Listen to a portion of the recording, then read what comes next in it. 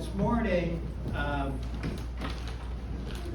of those verses in today's gospel, immediately Jesus stretched out his hand and caught him and said to him, "O ye of little faith, why did you doubt?"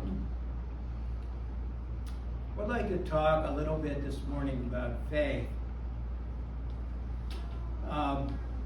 St. John of Damascus, he says, faith is the undoubting and unambiguous hope, both of what God hath promised and the good fruits of our prayers.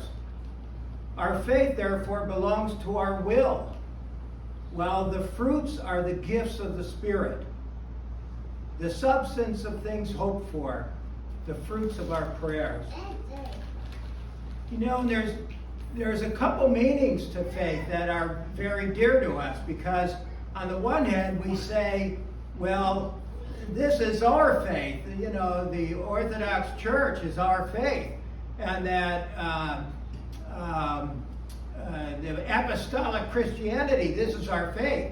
But we also say that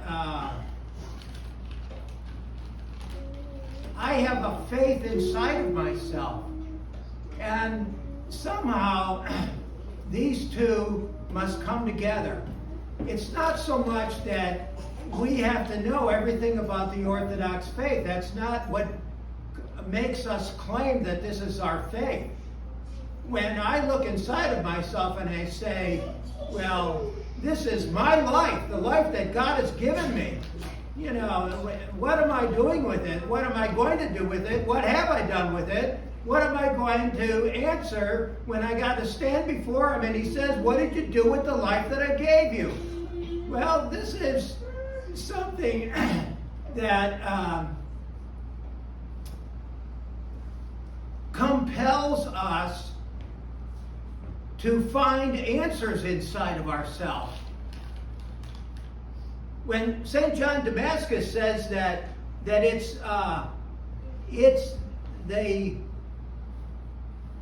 the hope of things that have been promised and the fruits of our prayers.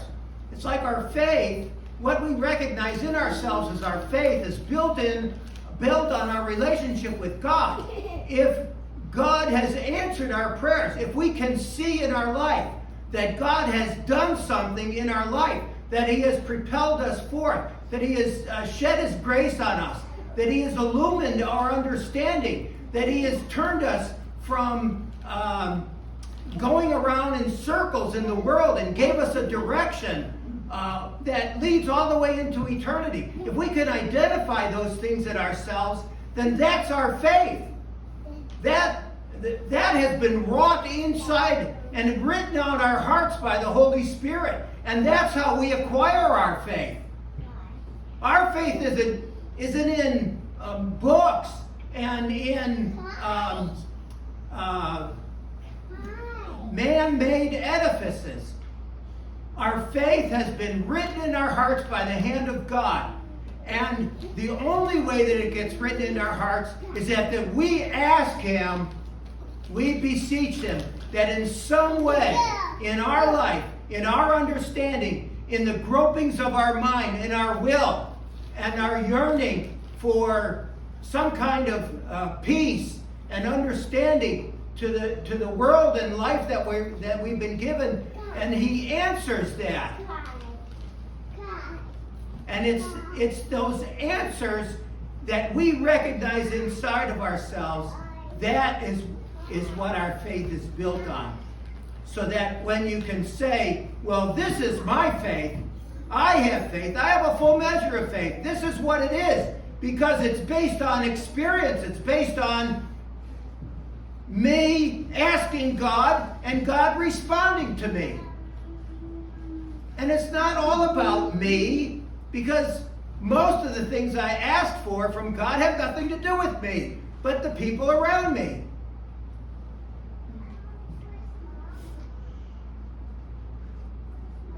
Christian life is the bringing together of two wills, the divine eternal will and our own human will. God's will is constant and true and never withheld from us. But our will has its ups and downs and changes quite frequently. God reveals himself to us in diverse ways, sometimes very personal, and that's how he builds his faith in us. It's very personal how he reveals himself to us. But sometimes he reveals to us in an all-encompassing way, like in the sacraments we just experienced this morning and that we're experiencing right now, and that we together as a community are going to eat his body and blood. This is a revelation of the highest order. God does not compel us. If we accept his approach to us with love, he will often visit our soul. If we accept his love and his reaching out to us, he will frequently visit our soul. God is not withholding himself from us.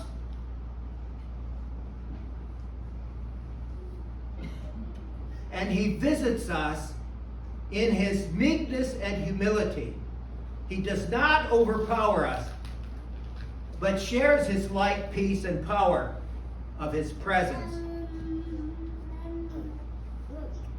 And our soul, having beheld Christ in the light of his love, is drawn to him.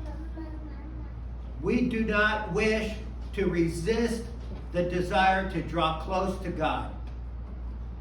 But God is a divine fire. He is consuming.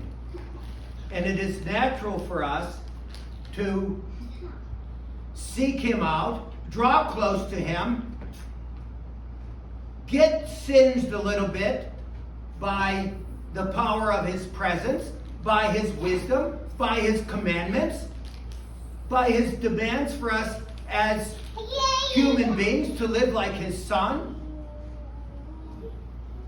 And at times we withdraw ourselves.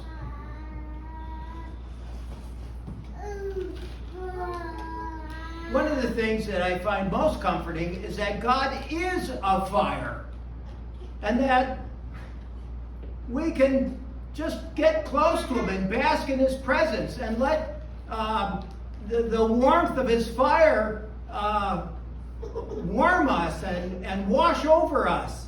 We don't have to be thinking all the time. We don't have to be asking for anything. We can just enjoy the presence of his burning life. And we find that if we can, be still and approach him in this way, then he changes us from the inside out. Sometimes without us even noticing it.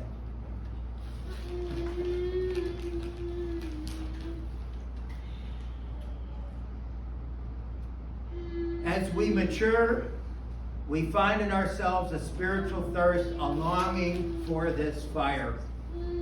Longing to be close is a gift of God. This thing in our souls that longs to be close to God is a gift of God that he planted in us. We want to be able to exercise this, to mature, to grow, to blossom, to become the children of God that he made us to be.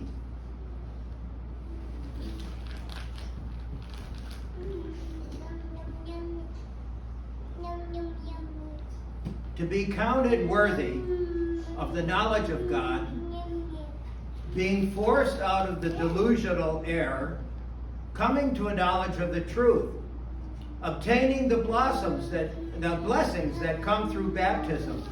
He brings us close to himself, that we might receive these gifts, the countless benefits, for this is the nature of God's grace.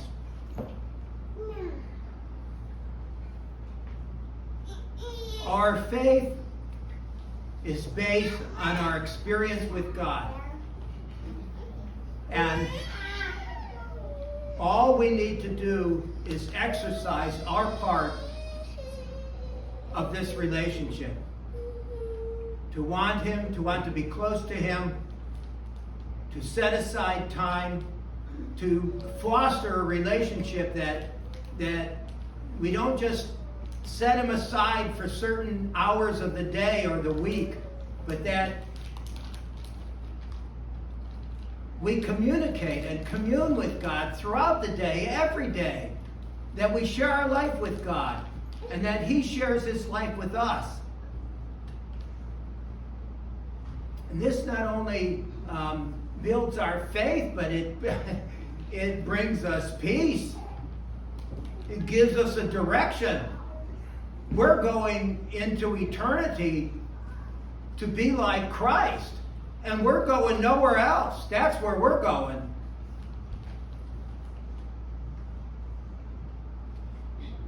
It has no ends. It knows no bounds. It is pouring forth at all times to greater things.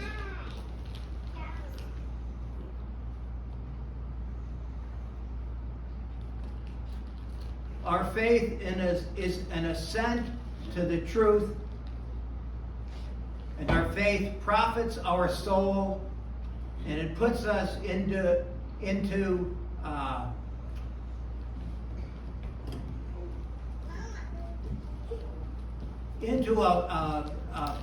a form of living humanity, a graceful living of humanity that we can acquire in no other way. We can say that our faith helps us to recognize that direction and to go in that direction. And in the meantime, while we are going in that direction, our love is